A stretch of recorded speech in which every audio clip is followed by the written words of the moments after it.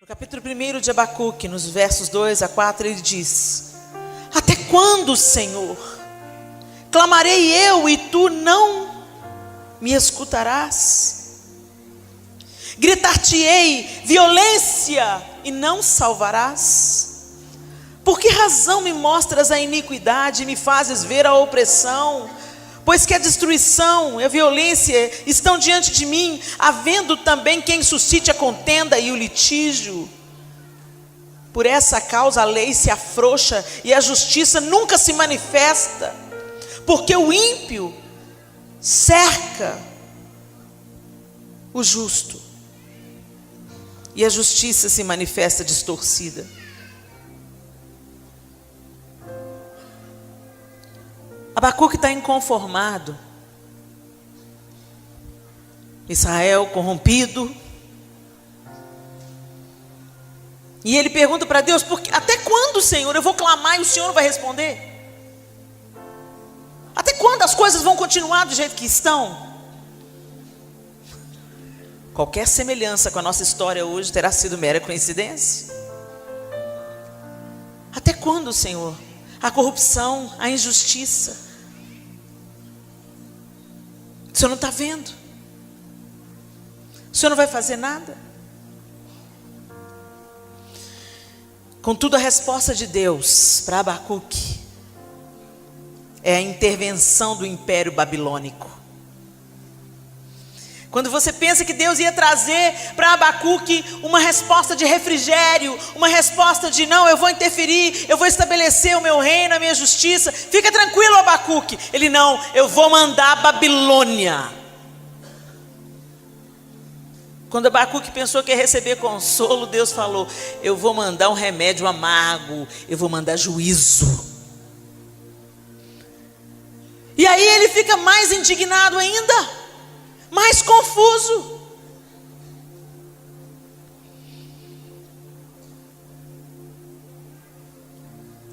E ele começa a questionar a Deus: como assim que o Senhor vai usar o ímpio para punir o justo?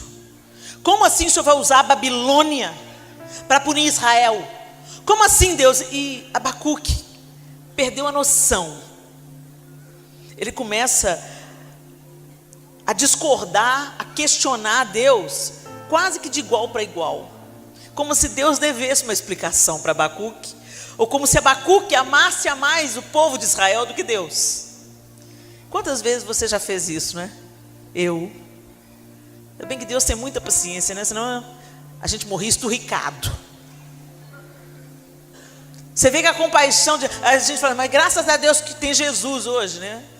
Mas nessa época que Jesus ainda não tinha vindo não. Então você vê que Deus é longânimo mesmo.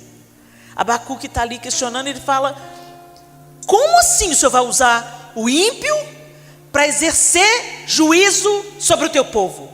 Como assim o império babilônico? Não, Senhor, não faça isso. E Abacuque quase começa a querer dar uma aula para Deus de como que ele devia administrar os negócios. Quantas vezes a gente faz isso? As coisas não acontecem do jeito que a gente gostaria. Deus não dá a resposta que nós gostaríamos de receber. E aí a gente começa a contender com Deus. Senhor, mas por que a cura não veio? Por que o milagre não chegou? Por que eu perdi o emprego na hora que a minha família mais precisava de mim? Senhor, eu sou dizimista, eu sou ofertante, eu sou fiel na tua casa, Senhor. E a promessa de prosperidade, de abundância, está faltando o básico dentro da minha casa, o Senhor não está vendo?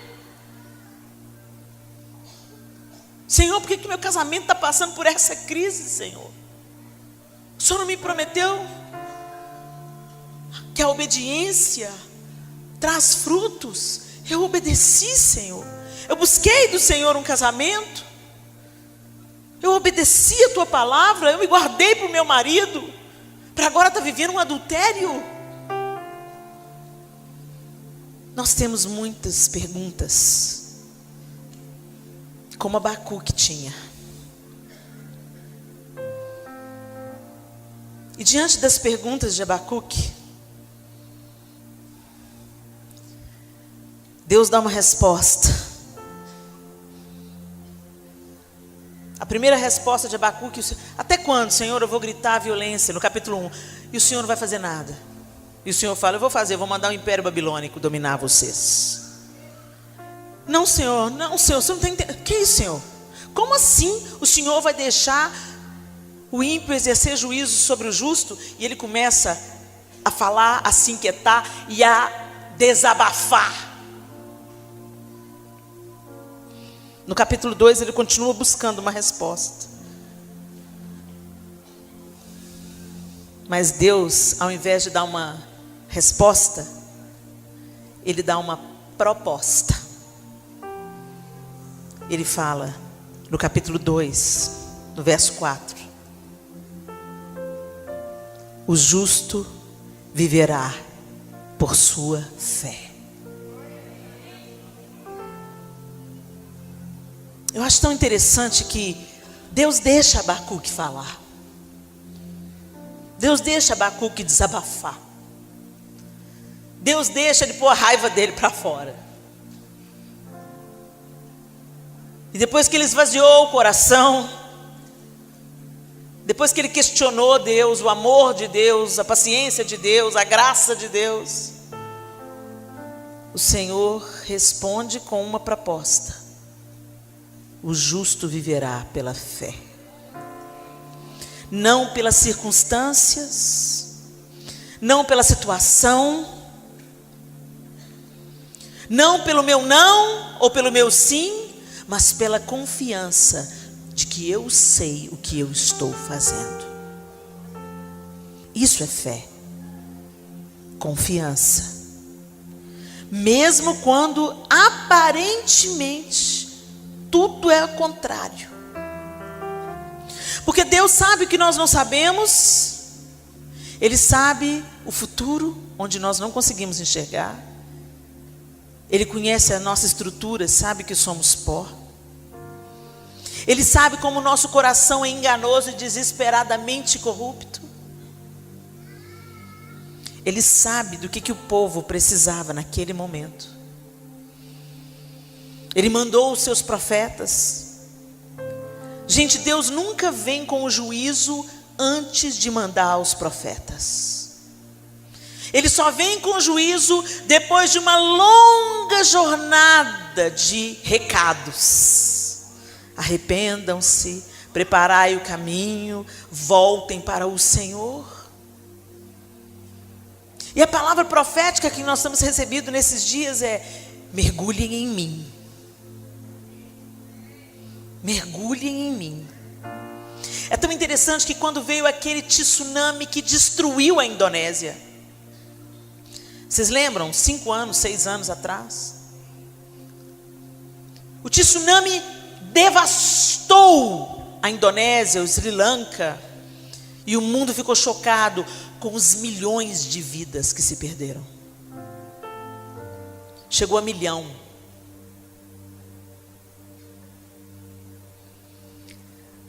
Mas quando o tsunami passou, existiam os mergulhadores no fundo do mar.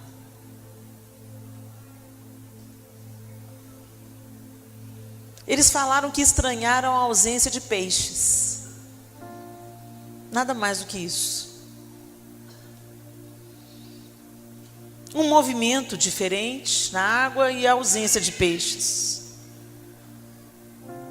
Eles não foram atingidos, eles não foram enrolados pela onda, eles não foram destruídos, eles não foram mortos.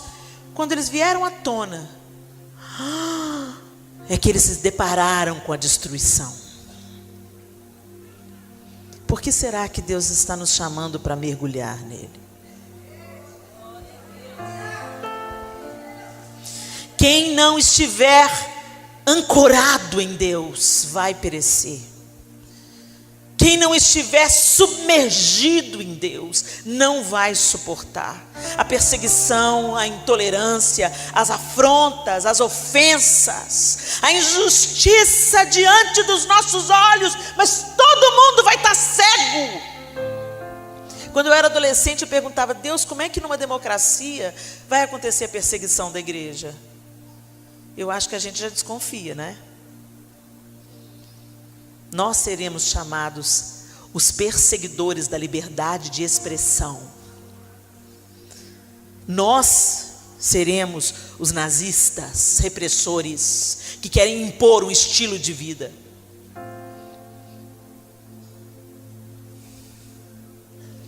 Quem não estiver submergido vai dançar a música que Satanás toca, vai fazer o jogo do diabo, vai responder com ódio ao invés de responder com amor. Por isso nós precisamos estar mergulhados em Deus,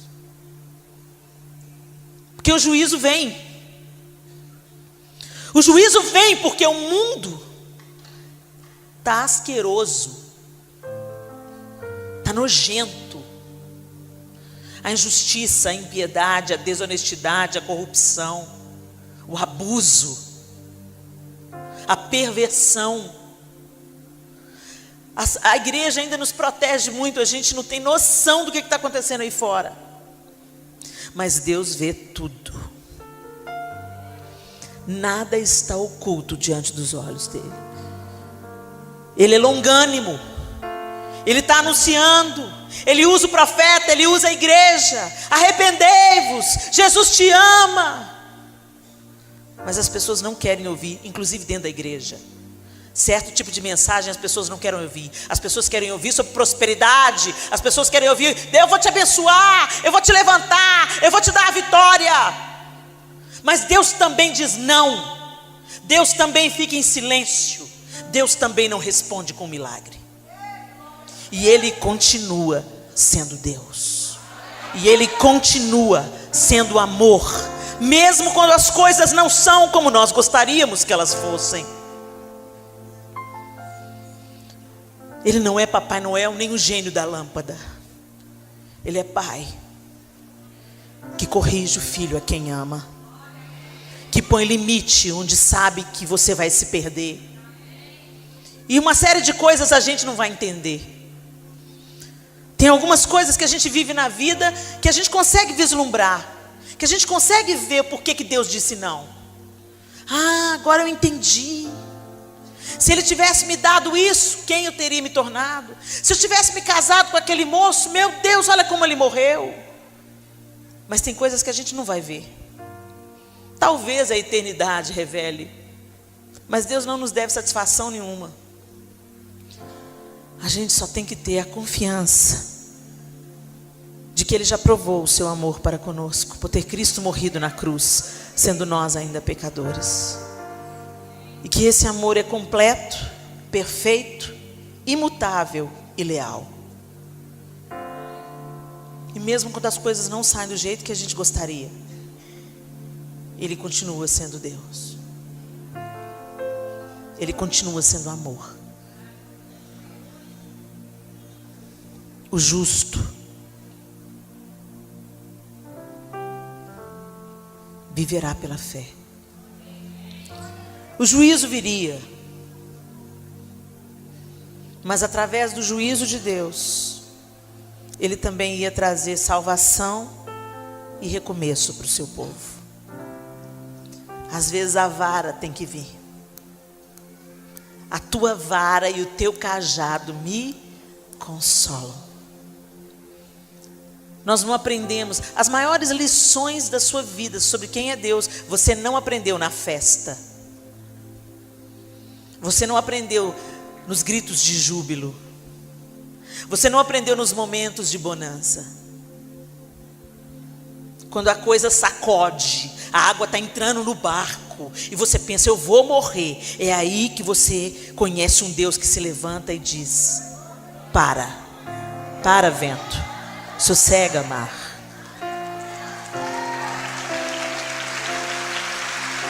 E às vezes o vento e o mar vão parar aqui dentro de nós, porque ao redor não, as circunstâncias não mudam. O filho não volta para o evangelho. O casamento não tem reconciliação. O dinheiro está contadinho no final do mês. O desemprego continua. mas dentro de você a bonança, a paz que excede a todo entendimento. Não é pelas circunstâncias, não é por aquilo que está ao redor, não é pelo que está do lado de fora, é por aquilo que está dentro de você. Eu gosto da música que diz, né? Não importa onde esteja, Senhor, em um vale ou alta montanha, o que faz o meu dia ter cor é a beleza da tua companhia. Não importa o lugar, se comigo o Senhor está, com muito ou pouco sou feliz. Não importa o que está do lado de fora, és o meu tesouro e estás dentro de mim. Tua presença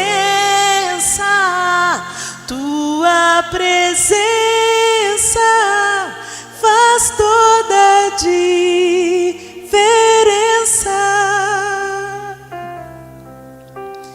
Tua presença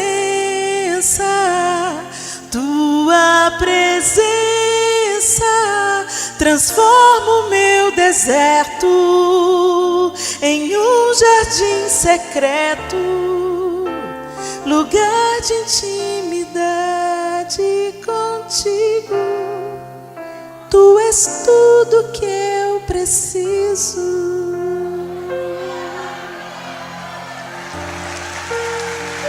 Não importa o que está do lado de fora, Ele está dentro. E às vezes é o barulho, o bombardeio do lado de fora que vai obrigar você a submergir no Senhor. Quando a gente mergulha, a gente não escuta barulho. Às vezes a gente tem que calar o ruído de fora para descobrir quem está dentro continua no controle. Abacuque ouviu a resposta de Deus. No capítulo 2, a proposta de Deus. E sabe por que Abacuque ouviu? Porque ele falou, reclamou, mas ele permaneceu. Ele ficou lá, e agora? Os olhos dele continuaram no Senhor. Ele se aquietou e ouviu: o justo viverá pela fé. E essa palavra entra em Abacuque. E quando a palavra entra e o Espírito Santo dá um entendimento do que isso significa, o coração muda, o olhar muda. A circunstância não muda, o olhar muda. E aí no capítulo 3, porque ainda que a figueira não floresça, nem haja fruto na vide, ainda que decepcione o produto da oliveira, e os campos não produzam mantimento, ainda que as ovelhas da malhada sejam arrebatadas e os currais não haja gado, todavia eu me alegrarei no Senhor, exultarei no Deus da minha salvação. O Senhor Deus é a minha força, e fará os meus pés como os das servas, e me fará andar altaneiramente. Andar altaneiramente é andar de cabeça erguida, olhando o horizonte, contemplando a esperança. Abacuque ficou, depois do seu rompante de frustração, recebeu a proposta de Deus, entendeu o que significa: o justo viverá pela fé. Uma palavrinha tão pequena pode significar: você confia em mim, Abacuque? Você crê que eu sou o seu Deus, Abacuque? Você acha, Abacuque, que você ama o meu povo mais do que eu amo? Você acha, querida, que você ama a sua filha mais do que eu amo? Você acha que eu desejei que o seu casamento fosse destruído? Você acha que fui eu que planejei a enfermidade e a doença?